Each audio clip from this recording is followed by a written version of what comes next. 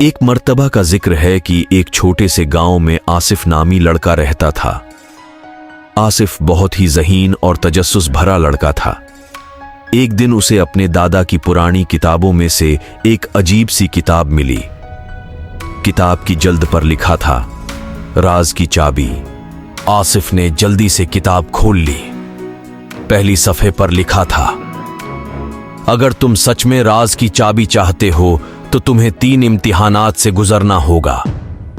پہلا امتحان آج رات 12 بجے پرانا مندر میں ہوگا۔ آصف نے فیصلہ کیا کہ وہ ضرور جائے گا۔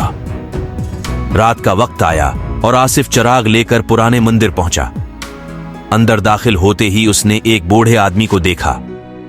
بوڑھے نے کہا، پہلا امتحان یہ ہے کہ تمہیں یہ جاننا ہوگا کہ یہاں کتنی موم بتیاں جل رہی ہیں بغیر انہیں گننے کے۔ آصف نے آنکھیں بند کر لیں اور دماغ پر زور ڈالنے لگا۔ اچانک اس کے ذہن میں آیا کہ موم بتیوں کی روشنی سے ہی اس کا اندازہ لگانا چاہیے۔ اس نے آنکھیں کھولیں اور بولا، یہاں 7 موم بتیاں جل رہی ہیں۔ بوڑھا آدمی مسکرا دیا اور کہا، تم نے پہلا امتحان پاس کر لیا۔ پھر بوڑھے نے ایک دروازہ کھولا اور آصف کو اندر جانے دیا۔ دوسرے کمرے میں ایک بکس پڑا تھا جس پر تالا لگا ہوا تھا۔ بوڑھے نے کہا، یہ تمہارا دوسرا امتحان ہے، اس بکس کا تالا کھولو، لیکن یاد رکھو اگر غلط چابی استعمال کی تو بکس ہمیشہ کے لیے بند ہو جائے گا۔ آصف نے بکس کے ارد گرد غور کیا اور پایا کہ تالے کے پاس کچھ چھوٹے چھوٹے نشان ہیں۔ اس نے نشانوں کو غور سے دیکھا اور صحیح چابی کا انتخاب کیا۔ بکس کھل گیا۔ اس کے اندر ایک پرچہ تھا جس پر لکھا تھا، آخری امتحان گاؤں کے سب سے پرانے درخت کے نیچے ہے۔ آصف جلدی سے گاؤں کے سب سے پرانے درخت کے نیچے پہنچا۔ وہاں ایک چھوٹا سا سوراخ تھا جس میں ایک چابی رکھی ہوئی تھی۔ جیسے ہی آصف نے چابی اٹھائی، زمین ہلنے لگی اور ایک زیر زمین راستہ نمودار ہوا۔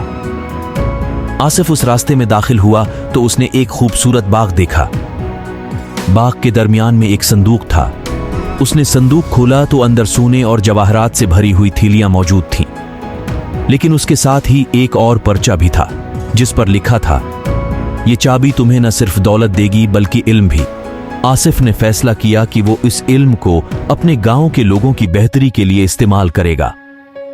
اس طرح آصف کی ذہانت اور بہادری نے اسے نہ صرف راز کی چابی دلائی بلکہ اپنے گاؤں کی زندگی بھی بدل دی۔ یہ کہانی ہمیں سکھاتی ہے کہ عقل، جستجو اور صبر سے نہ صرف مشکلات کا سامنا کیا جا سکتا ہے بلکہ کامیابی بھی حاصل کی جا سکتی ہے۔ آصف کی ذہانت اور محنت نے اسے نہ صرف خزانہ دلایا بلکہ اسے یہ بھی سکھایا کہ علم اور دانشمندی کی اصل دولت ہے جسے دوسروں کی بھلائی کے لیے استعمال کرنا چاہیے۔